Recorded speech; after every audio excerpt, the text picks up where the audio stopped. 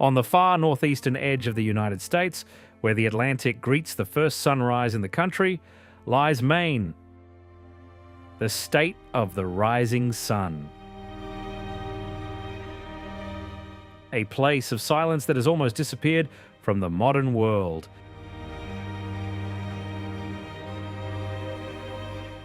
Its coastline stretches farther than California's, twisting through thousands of hidden coves. And beyond lies an even greater wilderness. Millions of acres of spruce, pine, and maple spread to the horizon.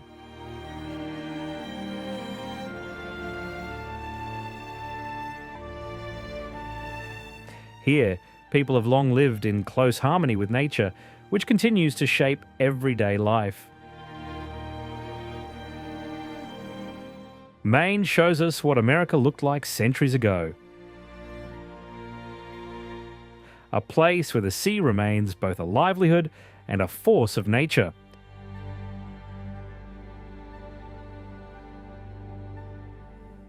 And where each new day begins just a little earlier than anywhere else in the country.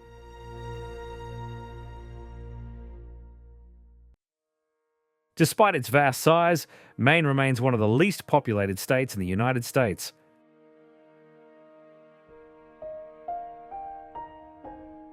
About 1.4 million people live here, and the average population density is only about 44 people per square mile. For comparison, that's nearly 10 times lower than neighbouring Massachusetts. Most of Maine's population is concentrated along the southern coast. The inland regions are dominated by immense forests, separating small communities that are often dozens of miles apart. Maine has no truly large cities. Even Portland, the state's largest city, is home to only about 70,000 people.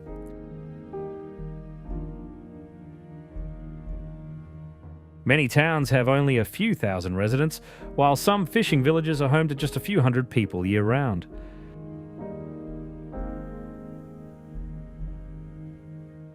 This way of life has done much to shape the character of the people who live here. In Maine, there is little sense of hurry. People value peace and quiet, personal space and independence. They may seem reserved when meeting someone for the first time, but they are always willing to lend a hand when help is genuinely needed.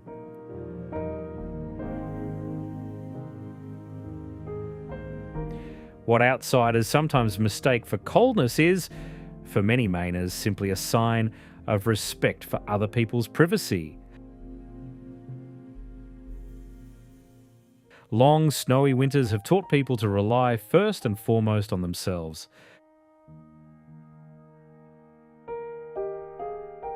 Stacking firewood, clearing snow after storms, and adapting to whatever nature brings are simply part of everyday life.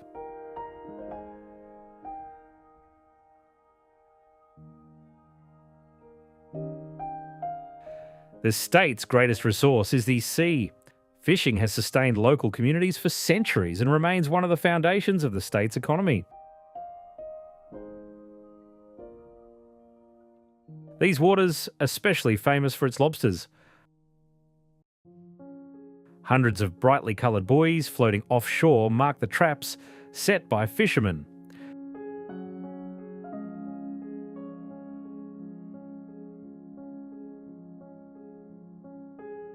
The work begins long before sunrise. Fishermen head out regardless of the weather, checking hundreds of traps every day. Despite modern technology, much of the work is still done much the same way it was a century ago. Yet travel only a few dozen miles inland and the landscape dramatically changes. Nearly 90% of Maine is covered by forests. vast evergreen woodlands provide habitat for moose, white-tailed deer, and countless other species. Hunting is therefore more than a recreational activity. It is an important part of the state's culture.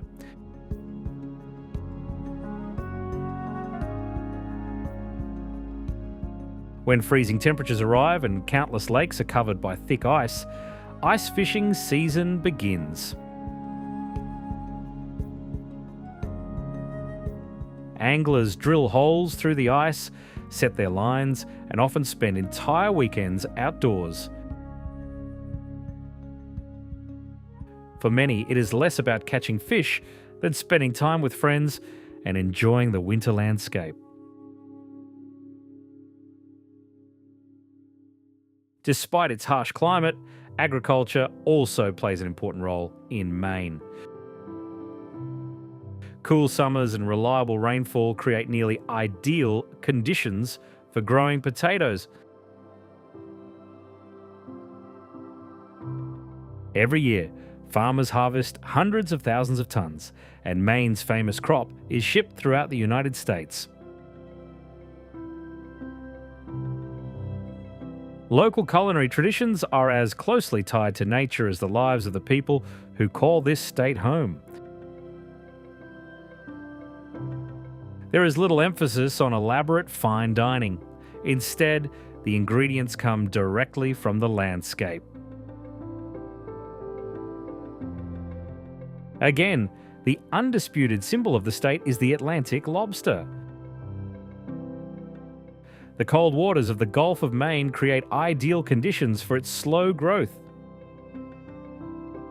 Because lobsters mature more gradually in these chilly waters, their meat becomes especially tender.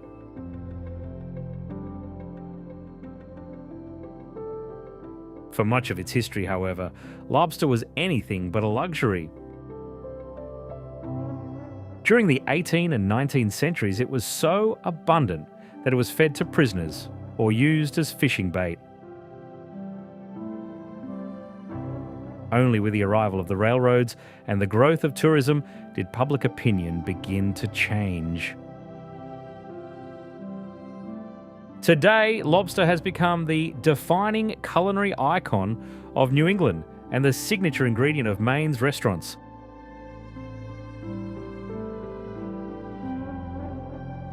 The most famous way to enjoy it is the classic lobster roll. Large chunks of fresh lobster meat are served in a toasted split-top bun similar to a hot dog bun. In southern Maine, the lobster is typically tossed with a small amount of mayonnaise, while farther north it is often served warm with melted butter.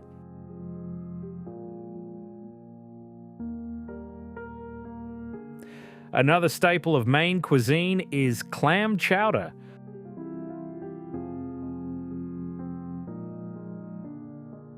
A rich and creamy soup made with fresh clams, potatoes, onions, and cream. On a cold autumn or winter day, a steaming bowl of chowder remains one of the coast's greatest comforts.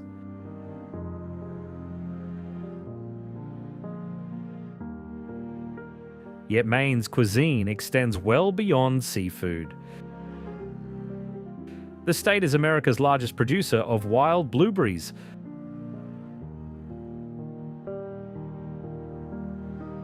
Unlike the larger cultivated berries, Maine's wild blueberries are much smaller but offer a more concentrated flavour.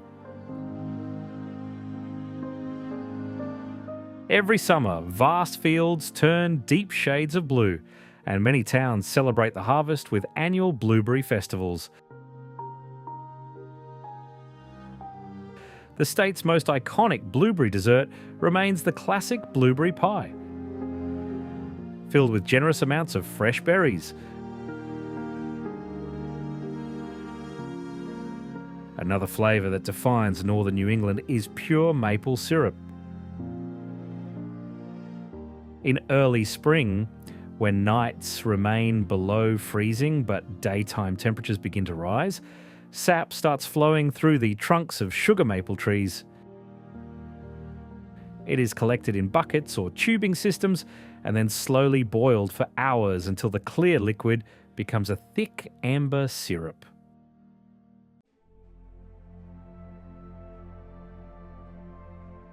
Producing just 1 quart of maple syrup requires roughly 10 gallons of sap.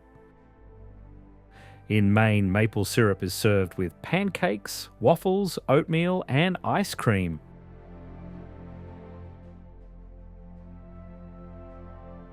Finally, there is one dessert that many Mainers proudly claim as their own: the whoopie pie. It consists of 2 soft chocolate cake-like cookies, sandwiching a thick layer of sweet marshmallow or vanilla cream filling. Although Maine and neighbouring Pennsylvania have debated its origins for generations, Maine officially recognised the whoopie pie as the state's official dessert. The state is home to the easternmost point in the country, meaning that the people of Maine are the first Americans to see the sunrise each day. From October through March, the first rays of sunlight illuminate the summit of Cadillac Mountain in Acadia National Park.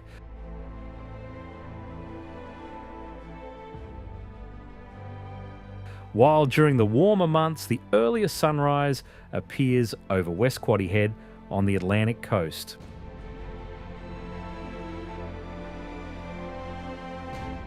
Despite its relatively small size, Maine's natural landscapes are remarkably diverse.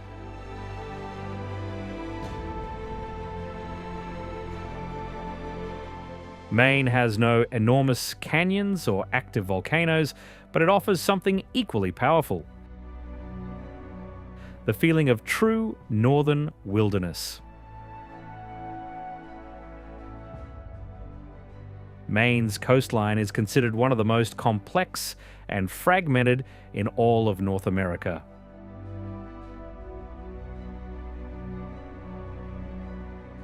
When its countless coves and more than 4,500 coastal islands are included, the shoreline stretches for more than 3,500 miles.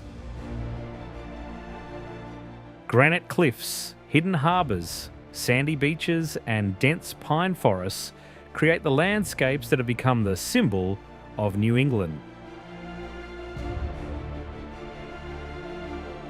Western Maine belongs to the Northern Appalachian Mountains. Although these peaks are far lower than the Rocky Mountains, they define much of the state's character and terrain. But the true ruler of Maine remains its forests. Vast expanses of white pine, spruce, fir, maple, and birch stretch for hundreds of miles.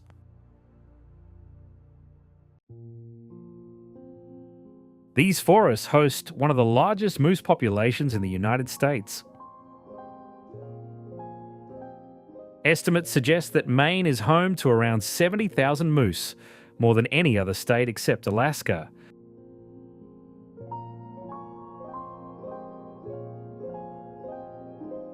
A mature bull moose can weigh more than 1,300 pounds and stand nearly 7 feet tall at the shoulder.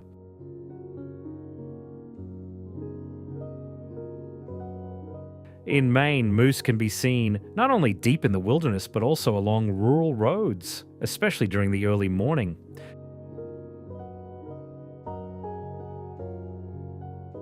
Another defining feature of Maine is its extraordinary abundance of fresh water. The state contains more than 6,000 lakes and ponds, along with thousands of miles of rivers and streams.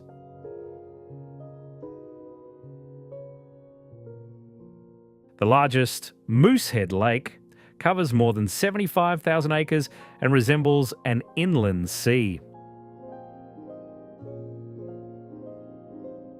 Its shores remain largely undeveloped, preserving the untouched character of northern wilderness.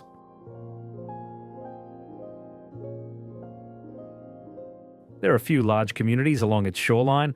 Rustic hunting cabins are the only reminders of human presence. In many places, the landscape appears much as it did several centuries ago.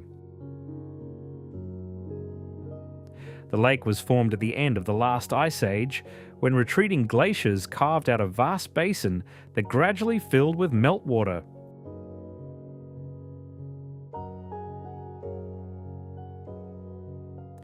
Dozens of rivers and streams feed the lake, and its cold, crystal clear water remains among the cleanest in the region.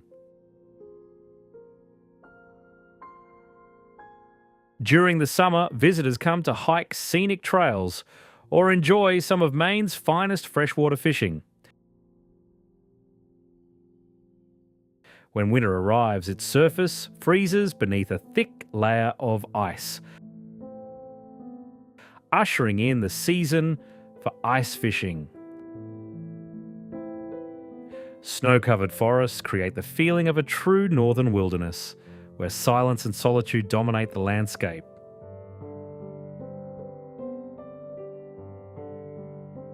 Rising directly from the waters of Moosehead Lake is one of Maine's most striking natural landmarks, Mount Kineo. Although its summit reaches only about 1,800 feet above sea level, the mountain appears far more imposing because of its sheer cliffs. Its eastern face rises more than 700 feet straight above the lake, forming a dramatic stone wall.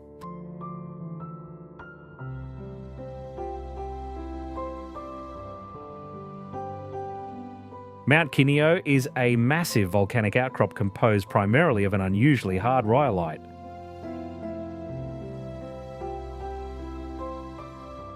Millions of years ago, this durable stone resisted erosion while the surrounding landscape was gradually worn away.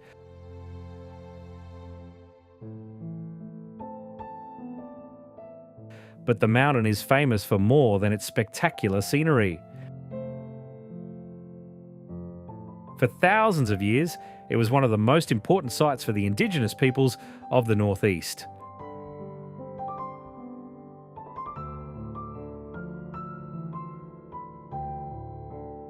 The mountain's rhyolite was exceptionally strong and could be sharpened into durable cutting edges.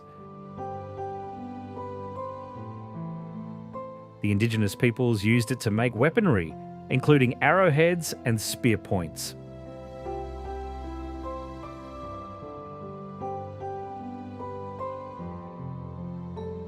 The highest point in Maine is Mount Katahdin, reaching 5,269 feet.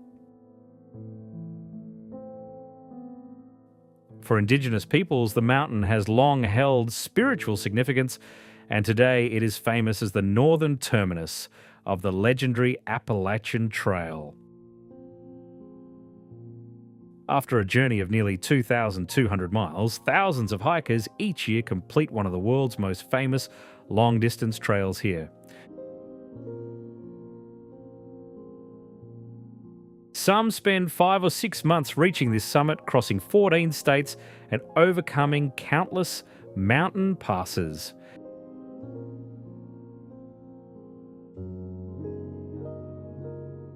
The name Katahdin comes from the language of the Penobscot people and is commonly translated as the Great Mountain. According to local traditions, the summit was home to the powerful spirit Pamola, who controlled thunder.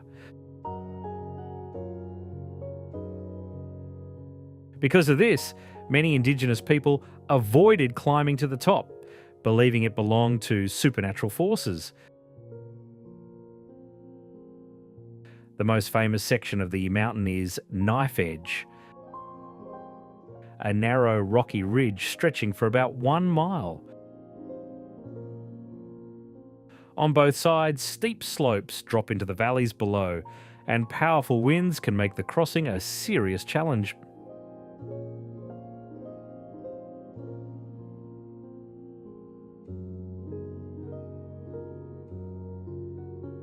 Hidden among the endless forests of central Maine, the Onawa Trestle Bridge rarely appears in tourist guidebooks. But for railroad enthusiasts, photographers, and lovers of remote wilderness, it has become something of a legend.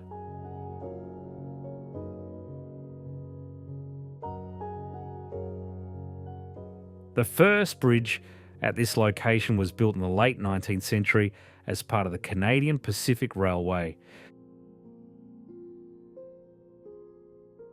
The original structure was later replaced by the modern steel viaduct that entered service in 1931.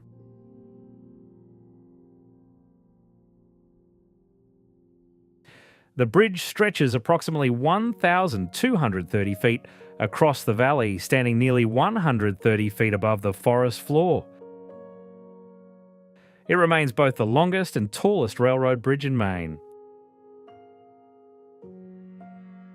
Despite its age, the structure is still an active rail line, carrying freight trains between Canada and the northeastern United States.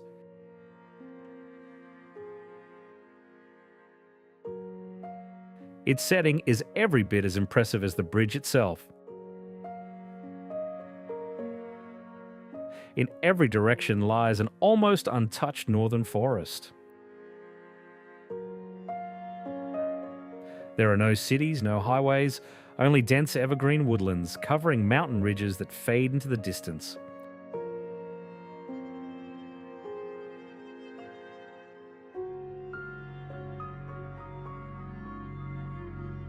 Established in 1916, Acadia became the first national park east of the Mississippi River. Most of the park occupies Mount Desert, the largest island off the coast of Maine. Its modern landscape was formed by glaciers that slowly advanced toward the ocean, polishing the granite bedrock.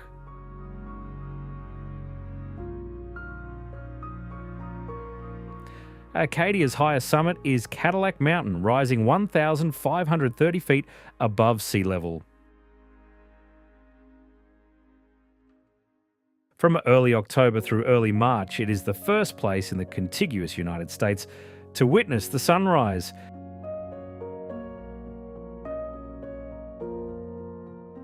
Thanks to its eastern location, the first rays of sunlight reach its summit before anywhere else in the country. Long before dawn, hundreds of visitors make the climb to welcome the new day overlooking the ocean.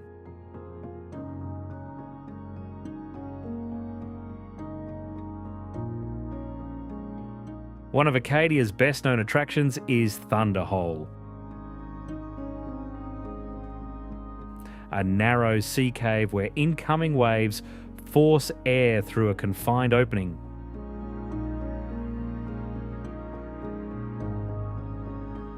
The compressed air escapes with a booming roar that resembles a clap of thunder, giving the site its memorable name.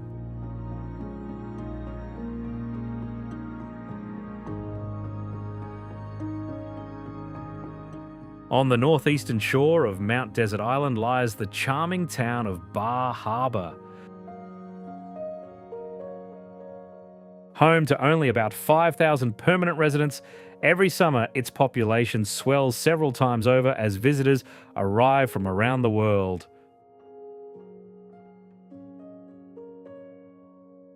The town's history is closely tied to the rise of America's wealthy elite during the late 19th century. After the Civil War, some of the nation's richest families began spending their summers here. Dozens of lavish estates were built along the coast. Their owners modestly referred to them as cottages, although many were larger than European palaces. But in 1947, one of the largest wildfires in Maine's history swept across Mount Desert Island. More than 60 grand estates were destroyed, and large portions of the island were left burned. Today, the town has a very different character. Instead of an exclusive retreat for the wealthy, Bar Harbor has become a welcoming coastal community filled with small inns.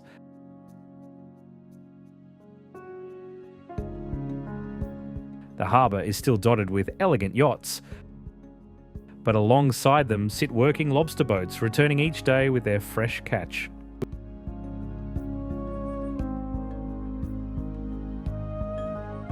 Despite its status as Maine's largest urban centre, Portland remains surprisingly compact. About 70,000 people live here. And the historic downtown can easily be explored on foot in just a few hours.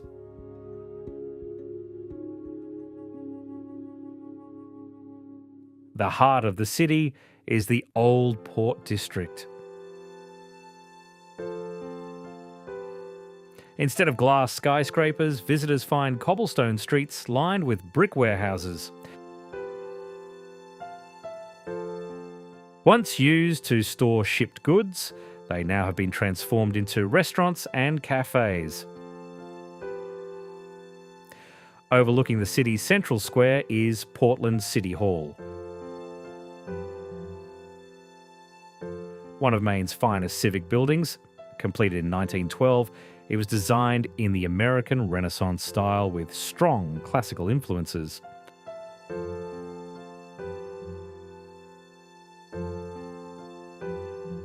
Inside is the magnificent Merrill Auditorium, whose domed concert hall seats nearly 2,000 people.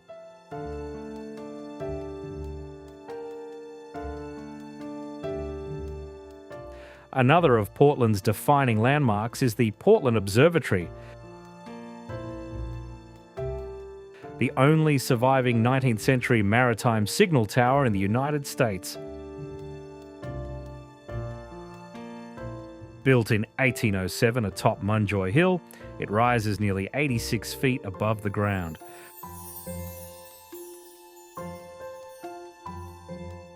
Before the invention of the telegraph, observers used telescopes to spot ships many miles offshore. This allowed cargo to be prepared for unloading and gave families advance notice that loved ones were returning home.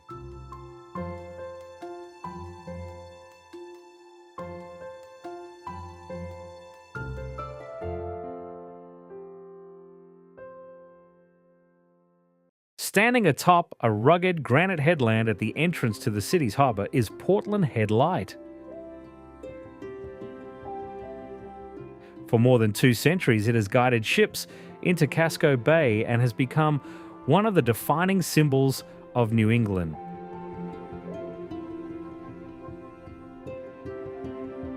The lighthouse's story began shortly after the United States gained its independence. In the late 18th century, the young nation needed reliable navigational aids to support its growing maritime trade.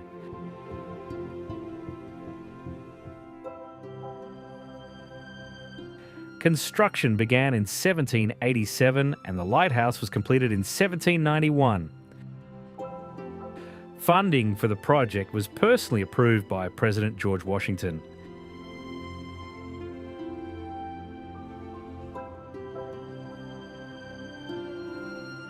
Over the years, it was enlarged several times to make its light more visible to ships approaching from the Atlantic.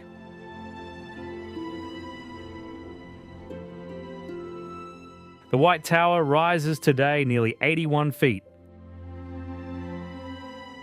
And because it stands on a high granite headland, the light shines from more than 100 feet above sea level.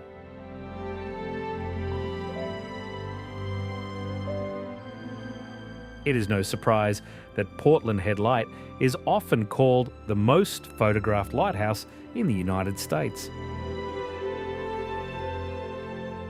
Its image appears on postcards, travel guides, and tourism posters around the world.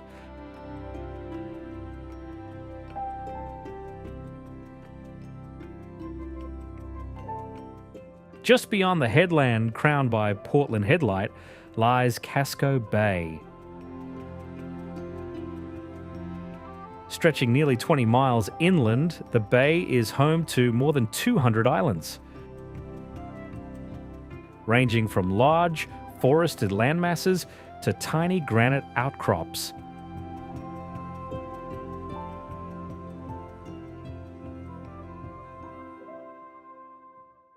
Many of them remain inhabited year-round, even though they can only be reached by ferry or private boat. Small fishing villages, wooden docks, and historic captains' homes that recall a time when the ocean served as the only highway.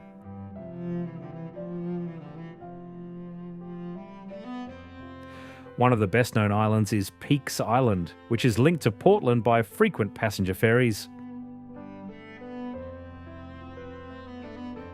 Cars are relatively uncommon here, with bicycles and golf carts serving as the primary means of transportation.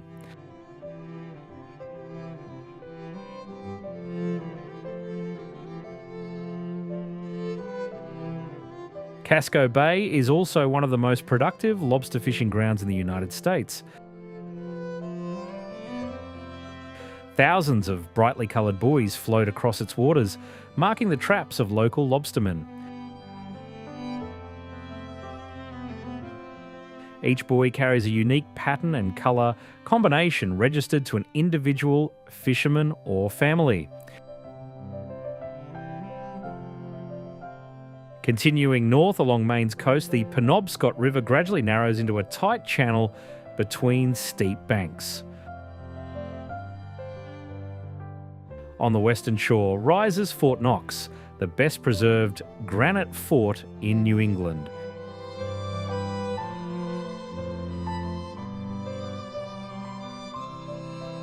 Construction began in 1844 following a tense border dispute between the United States and British Canada known as the Aroostook War.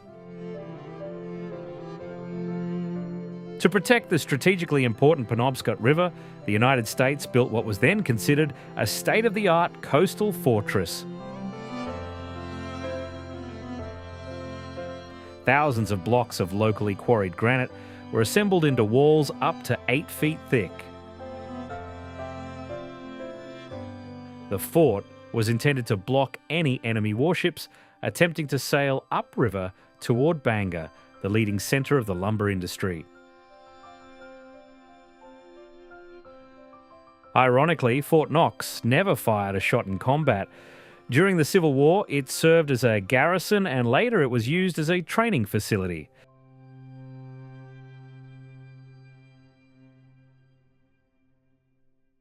Standing immediately beside the historic fortress is a structure from an entirely different era, the Penobscot Narrows Bridge. Opened in 2006, it is one of Maine's most impressive modern engineering projects.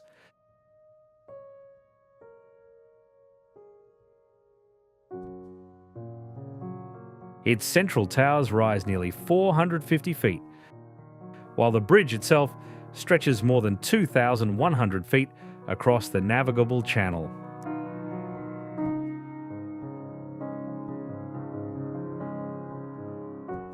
The cable-stayed design allows large vessels to pass beneath, while providing a vital transportation link along Maine's coast.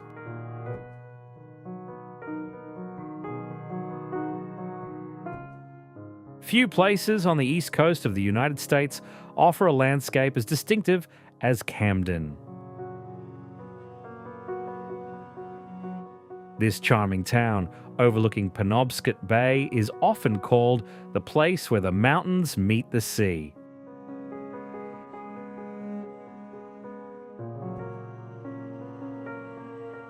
Just minutes from its busy harbour, forested hills rise directly above the Atlantic, creating one of Maine's most iconic views.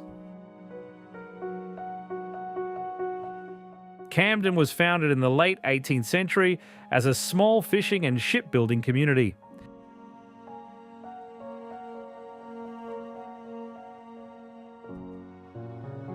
The vast forests of central Maine supplied an abundance of timber, allowing local shipyards to build the famous windjammers, large sailing ships that carried cargo along the New England coast.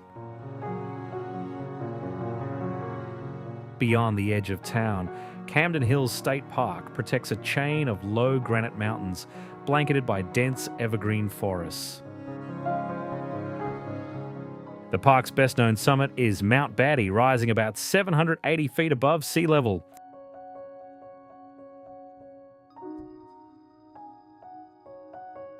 Though modest in height, its summit offers one of the most celebrated panoramas in all of New England.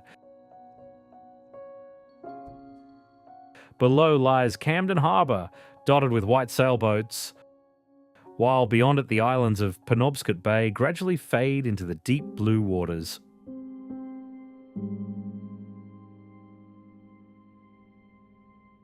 On a small granite island at the entrance to Camden Harbour stands Curtis Island Lighthouse. Unlike the towering Portland headlight, it is not impressive because of its size. Instead, its appeal comes from the way it blends naturally into the surrounding coastal landscape.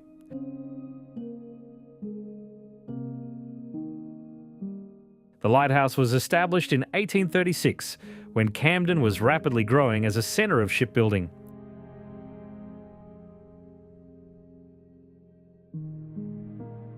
The entrance to the harbour was narrow and winding, while numerous submerged rocks posed a constant danger to sailing vessels. To guide ships safely through this maze, the federal government placed a navigational light on a small island beside the main shipping channel.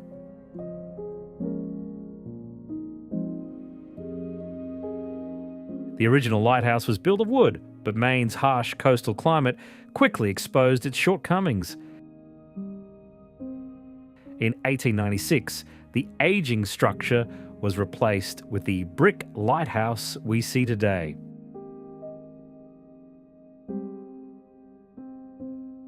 For more than 150 years, it has served as the first landmark for generations of mariners entering the harbour.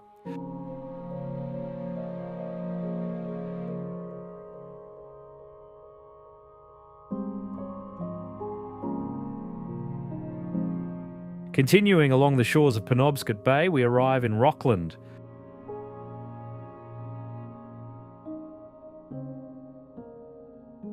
Although home to only about 7,000 residents, Rockland has remained an important fishing port for more than 2 centuries.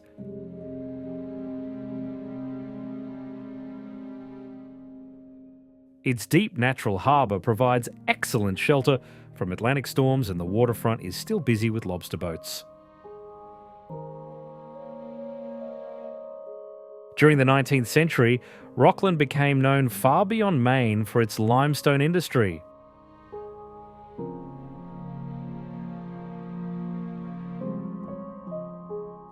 Vast quantities of limestone were quarried here and burned in dozens of large kilns to produce lime for construction. The finished product was shipped to Boston, New York, and other rapidly growing cities along the East Coast. The town's most famous landmark begins right at the waterfront. Extending nearly 4,300 feet into the Atlantic, is one of the longest granite breakwaters in the United States.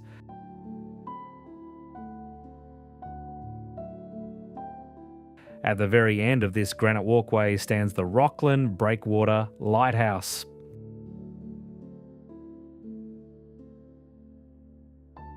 Completed in 1902, it marked the completion of the entire project.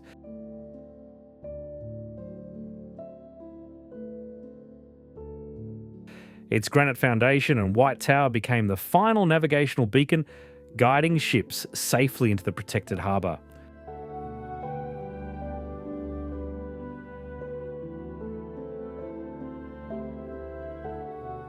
Surrounded by the cold waters of the Atlantic, Vinyl Haven Island remains connected to the mainland entirely by sea. The only way to reach it is by ferry, which departs from Rockland several times a day. About 1,200 people live on the island year-round, but in summer, its population grows several times over as visitors arrive.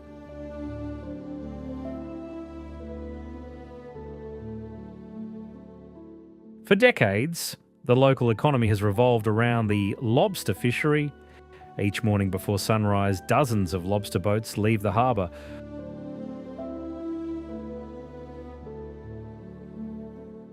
while brightly coloured buoys mark traps scattered across the surrounding waters. For many island families, lobstering has been passed down through generations, and the rhythm of daily life still depends on the sea.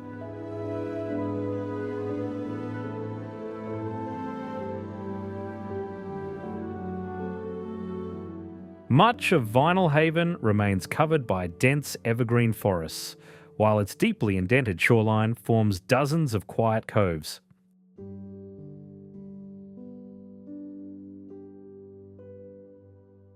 There are no large resorts or high-rise hotels here. Visitors find only weathered wooden homes, quiet country roads, and scenic trails leading to granite headlands.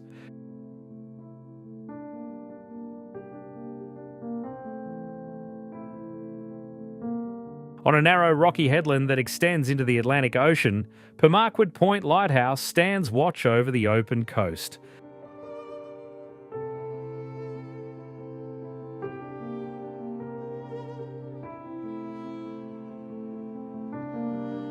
The first navigational light was established here in 1827, as this stretch of shoreline was considered one of the most hazardous in New England.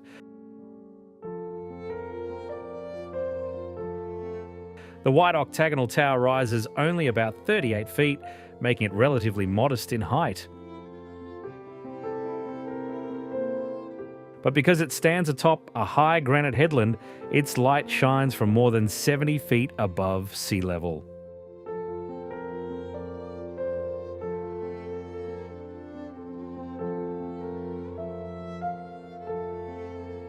For the people of Maine, Pemaquid Point is far more than a historic lighthouse.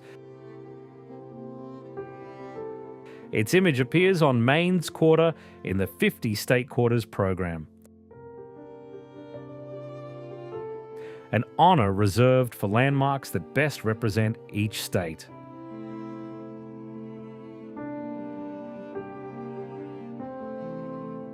The rocky headland itself is every bit as impressive as the lighthouse.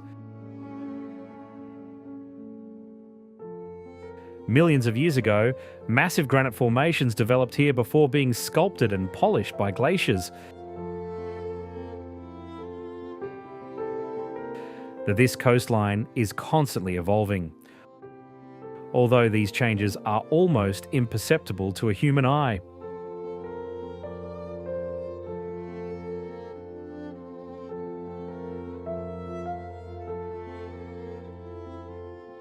Nearly 2/3 of Monhegan Island, lying 10 miles off the coast of Maine, is protected as a nature preserve.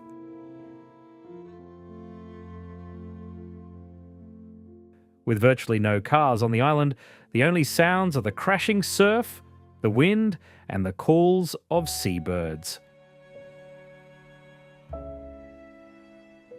Covering just over 1 square mile, it has a year-round population of fewer than 60 residents. The only way to reach Monhegan is by ferry. And even the crossing feels less like a short trip than a journey into another era.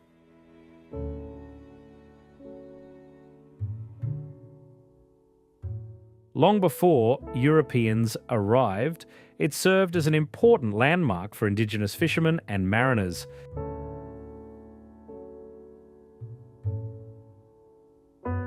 In the early 17th century, English fishing vessels began visiting the island regularly to harvest the rich cod fisheries. In fact, some historians believe Monhegan was one of the first places in New England where Europeans established a seasonal fishing settlement.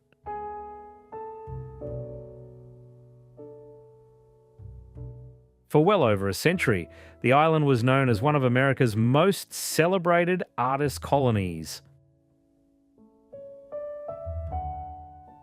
Beginning in the late 1800s, painters were drawn here by the rugged coastal landscapes, introducing Monhegan to audiences far beyond the coast of Maine.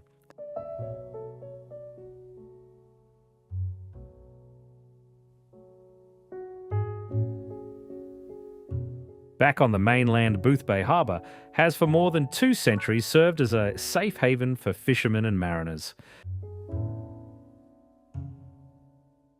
Its sheltered bay is surrounded by peninsulas and small islands, keeping the waters calm even when the open Atlantic is rough.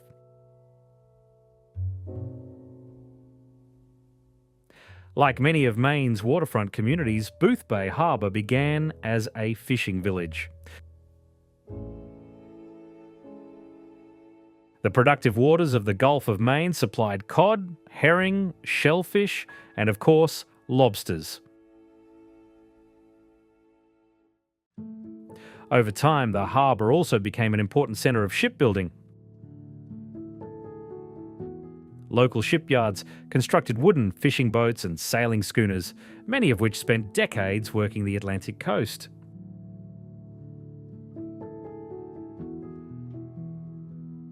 The greatest attraction offshore is the region's remarkable marine wildlife. The waters of the Gulf of Maine are among the best places on the east coast for whale watching.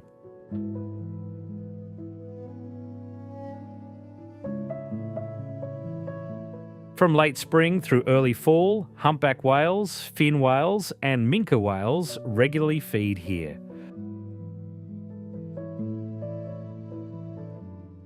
Cold, nutrient-rich waters support abundant plankton, drawing some of the world's largest marine mammals back year after year.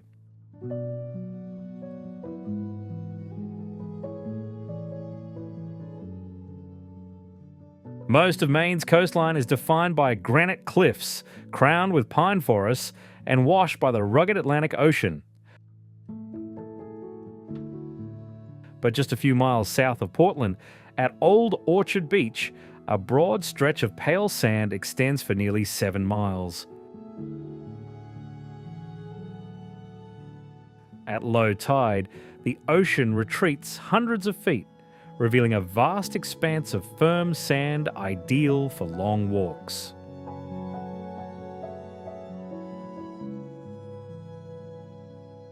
The resort began to flourish in the mid-19th century when the railroad reached the town. For the first time, residents of major cities could easily spend summer weekends by the ocean. Old Orchard Beach quickly became one of the most popular vacation destinations in the northeastern United States.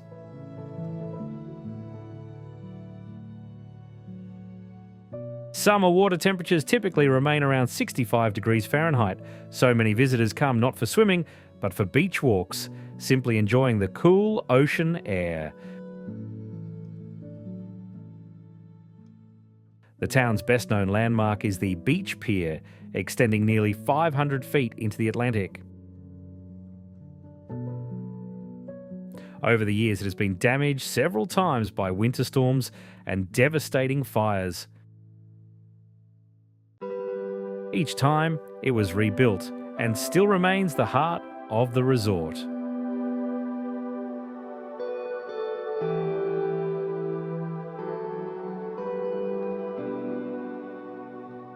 The historic captain's homes and picturesque harbour of Kennebunkport create the classic image of coastal America that many people associate with Maine. Thanks to its protected harbour and abundant forests, the town became one of Maine's leading shipbuilding centres.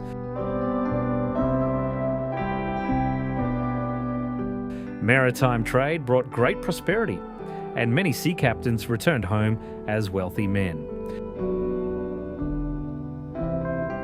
It was during this period that the town's grand captains' houses began to appear.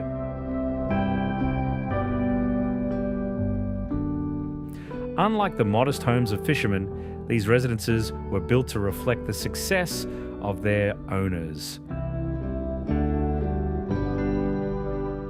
Most are painted in the traditional white of New England. Their tall, symmetrical facades are adorned with intricate wooden trim.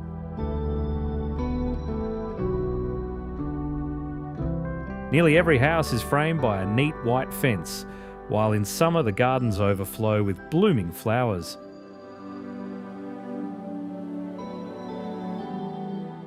Original shutters, brick chimneys, heavy front doors, and even small rooftop cupolas can still be seen.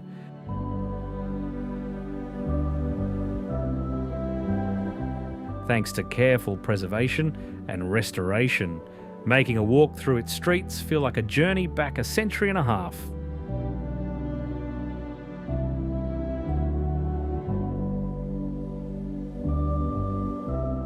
The unusual name of Ogunquit comes from the Abenaki language and means beautiful place by the sea, a description that is difficult to argue with.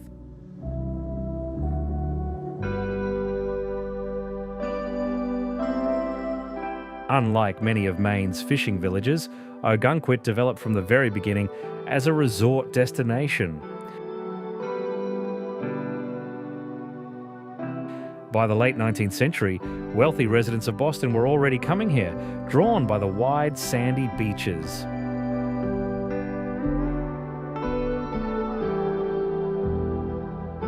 The town's main natural attraction is the nearly 3-mile-long Ogunquit Beach.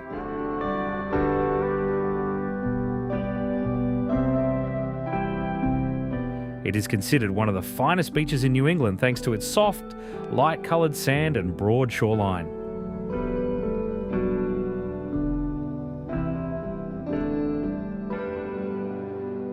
But the true symbol of Ogunquit is not its beach.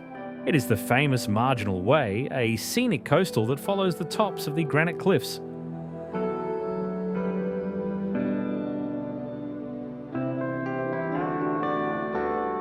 At the northern end of the trail lies the small village of Perkins Cove.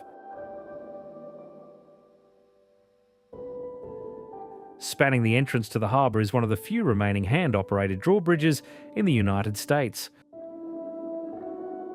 To this day, it is still opened by hand whenever larger boats need to pass through.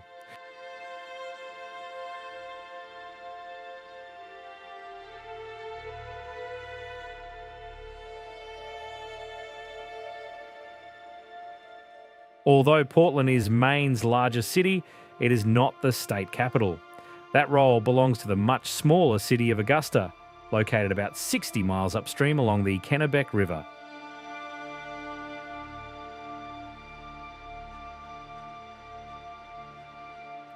Fewer than 20,000 people live here, making Augusta one of the smallest state capitals in the United States.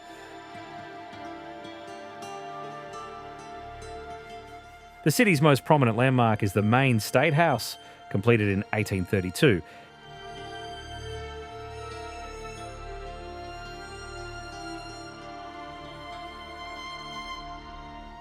It was designed by the renowned American architect Charles Bulfinch, who also played a major role in the design of the United States Capitol in Washington, D.C.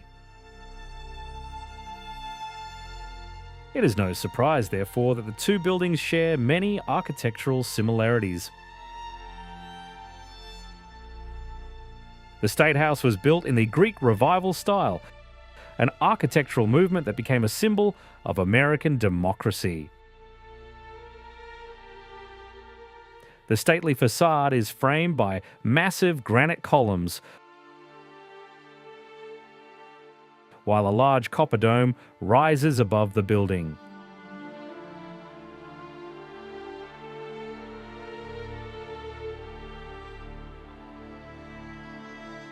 Not far from the small town of Monson, often considered the northern gateway to the famous Appalachian Trail, lies Hebron Lake.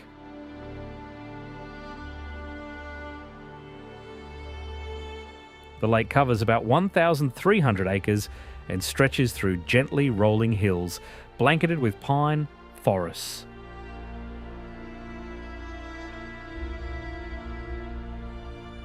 Its irregular shoreline is dotted with quiet coves and sheltered inlets. The area has also long been a favourite among anglers. During the summer, small fishing boats are a common sight on the water.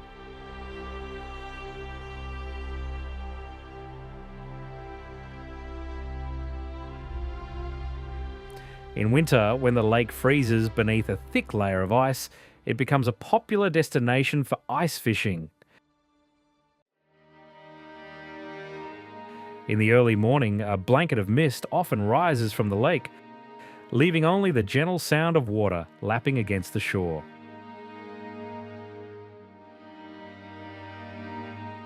For many people, scenes like these represent the very essence of northern Maine.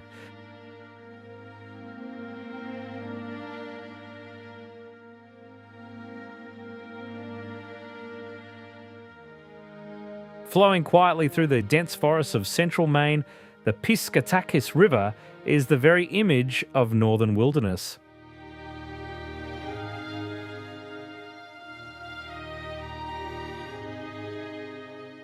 It is not known for dramatic canyons or towering waterfalls, yet rivers like this heavily influence the history of Maine's interior. Long before the first highways were built, they served as the lifelines that connected remote communities. The name comes from the Abenaki language and is generally translated as the River of Many Branches. The river begins among forests and wetlands not far from Moosehead Lake and flows for nearly 65 miles.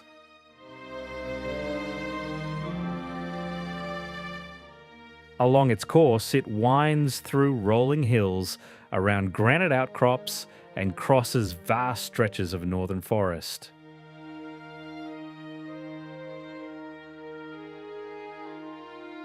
During the 19th century, giant pines were cut deep within the wilderness, and each spring thousands of logs were floated downstream.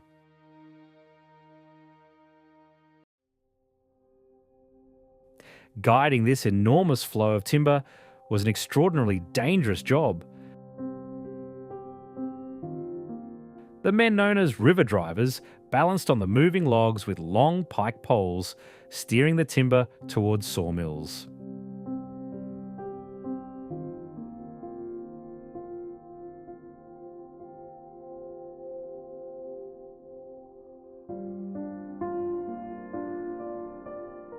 Above Maine's lakes and rivers, we spot one of North America's most recognisable birds, the bald eagle.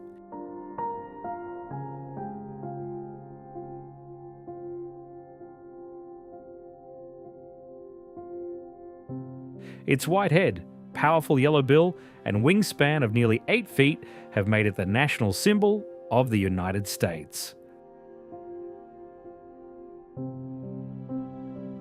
Vast stretches of untouched forest in Maine provide an abundance of fish and safe nesting sites far from human activity. Eagles prefer tall pines and spruces overlooking the water. It is in the tops of these trees that they build their enormous nests.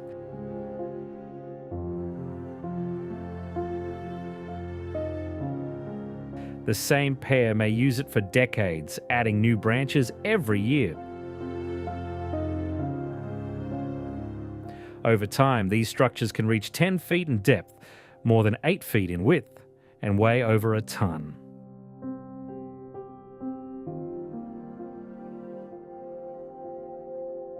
Fish make up the bulk of the eagle's diet.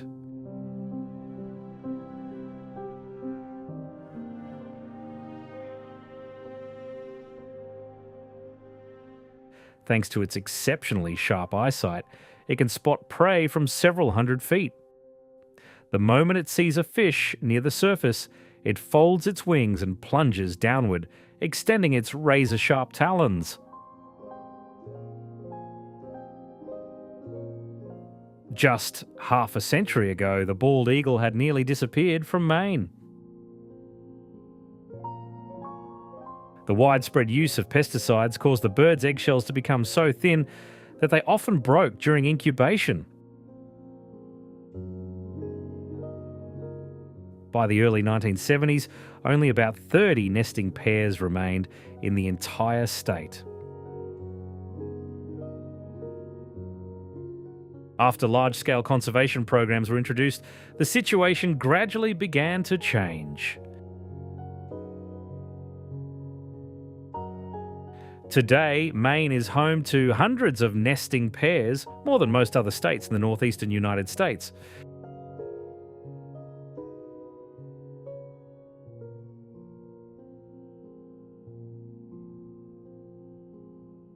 Maine rarely finds itself in the national spotlight. And perhaps that is exactly why it remains one of the most distinctive places in the United States.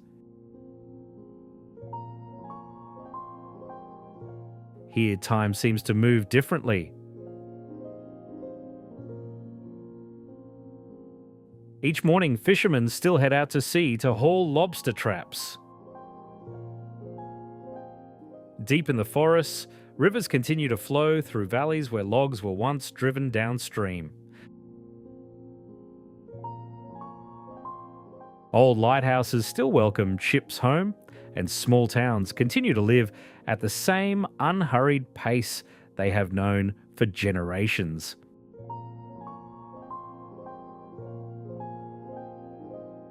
Maine reminds us that people do not always have to reshape the world around them. Sometimes it is enough to learn how to live alongside it. Ocean sets the rhythm of life. Traditions are valued as much as progress.